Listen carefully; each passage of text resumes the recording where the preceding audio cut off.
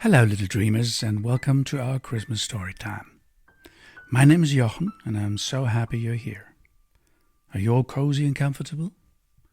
Because now it's time for a brand new Christmas fairy tale, told just for you. You ready? Then let the story begin.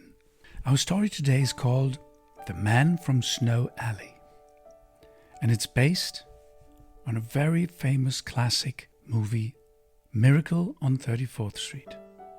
A mysterious stranger who might be more than he appears, just like in the classic. Once upon a time in the city of Lichterhaven. Lichterhaven, where the buildings reached so high they seemed to touch the sky, and the streets in December looked like glittering rivers of gold.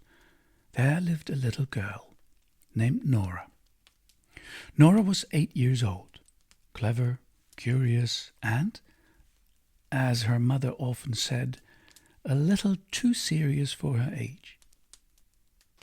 Nora did not believe in magic, not in Christmas miracles, and certainly not in Santa Claus.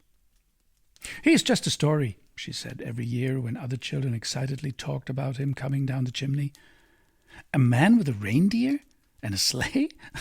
That's impossible." Her mother, a very pragmatic accountant, would nod approvingly. "It's nice when people believe in things," she would say, "but we'd rather rely on what's real."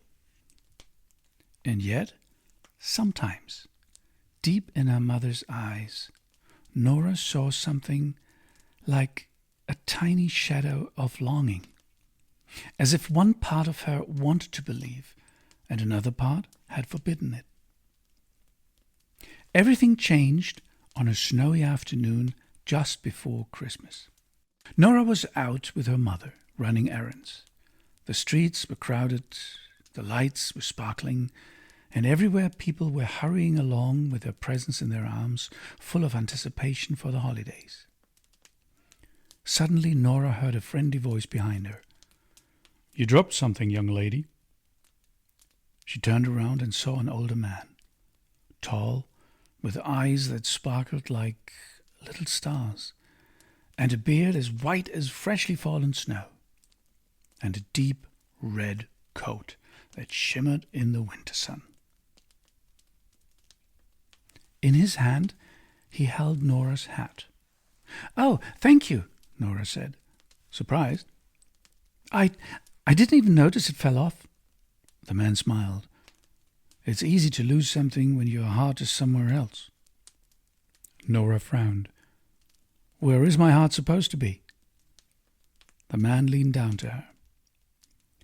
Perhaps with a question you don't dare ask yourself. Nora almost choked on her own curiosity. Who are you?" "Me?" the man asked, and he winked. "I'm Christoph Snowheart. But some people call me the Man from Snow Alley." "Snow Alley?" Nora repeated. "Yes," he said, and pointed to a small side street Nora had never noticed before, a narrow, snow-filled alley between two tall buildings. "My home." Her mother, who had been walking behind them while talking on the phone, gave the man a polite nod and walked on without really looking at him. But Nora stayed where she was. "Mr. Snowheart," she asked quietly, "are you...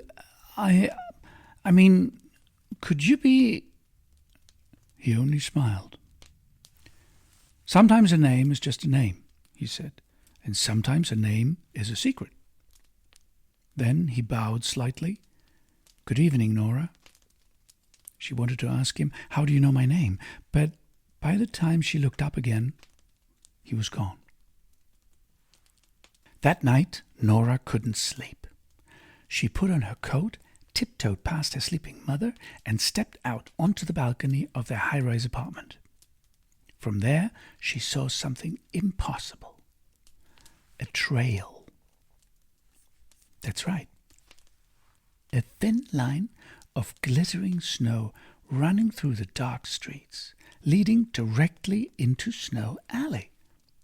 The very one Mr. Snowheart had mentioned. Nora felt a spark of excitement, fear, and curiosity, and all at once she followed that trail. The city slept, lights flickered in the windows, and a soft wind played with her hair. The closer she came, the quieter it grew.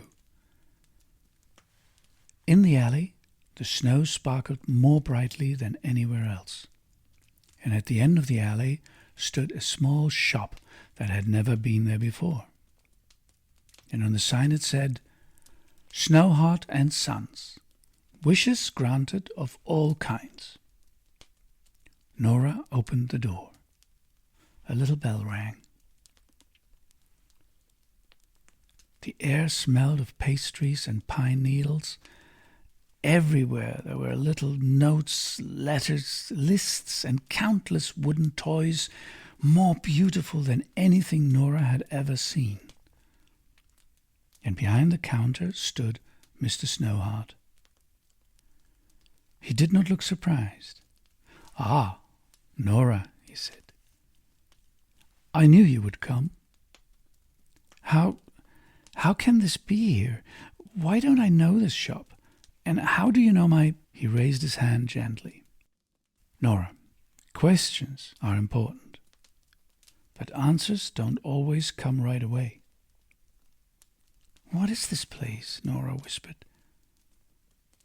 "A place where wishes are born," said Snowheart, "and sometimes fulfilled." "So you really grant—" "I can only help," he replied. "The magic comes from you." Nora swallowed. I don't really wish for anything. Well, not for me," she said softly.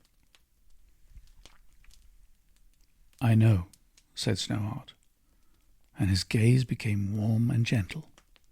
"You wish that your mother could believe in something again." Nora looked up in surprise. "How? It is hard to believe in magic when life has hurt you," said Snowheart. "Your mother stopped believing when your father died." Nora nodded. A tear rolled down her cheek. "Can I help her?" "You can show her what you see," he said. "Nothing more and nothing less." "And you?" Mr. Snowheart smiled. "I will do what I can." The next day, Nora told her mother about Snow Alley and the shop. "Nora, sweetheart," her mother said gently, "I'm sure it was just a dream. Shops don't just appear and disappear." "But I saw it, really." Her mother stroked her hair. "I believe that you believe it," she said softly, "and that's beautiful." Nora felt very alone with that what she knew. But that evening, when she looked into the living room, she noticed something. A small shimmering snowflake, right in the middle of the room. And then another, and another. And it was snowing inside. "Mom!" Nora cried. Her mother came in, saw the snowflakes, and froze on the spot. That's impossible. That's not possible." Mr. Snowheart was suddenly standing also in the room. No sound, no door. He was just there. He was holding a white lamp. "Sometimes," he said softly, "people only need a little reminder." Nora's mother sank heavily on the couch. "Who are you really?" Snowheart smiled warmly. "A friend," he said. "One who believes that nothing is impossible." He placed something in Nora's hand. A small golden bell. "When you ring it," he said, "you won't hear the sound. You'll hear your heart." Then he looked at her mother. "Christmas miracles are not something you understand," he said. "They are something you allow." In the morning, Nora and her mother found a present in front of their door. No sender, no label, just a small name tag. "For you, K.S." Inside the package they found a carved wooden figure of Nora, a carved wooden figure of her mother, and between them, a small figure of her father who had passed away. All three were holding hands. Nora's mother held the figure for a long time. Tears ran down her cheeks. Maybe, she whispered, not everything is lost. Nora rang the little bell. There was no sound to be heard, but she felt it. Warm, gentle, like an embrace. From that day on, Mr. Snowheart appeared every year in Snow Alley. Some people saw him, others never did.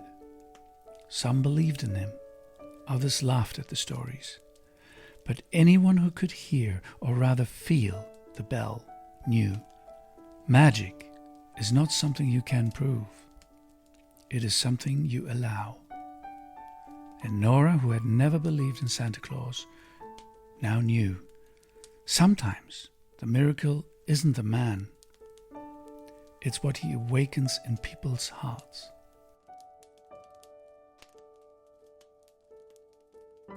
Well, that was our little story. Just remember, whether miracles are real is something each person decides for themselves. But Christmas makes them possible. If you like, you can also find all of these stories one day as a book with my own illustrations. To read out loud, or to give as a gift. Let me know which of these Christmas tales you like best, and maybe one day I'll turn them into a beautiful book for next Christmas. I wish you and your family a blessed Christmas season, full of peace, hope, and shining stars.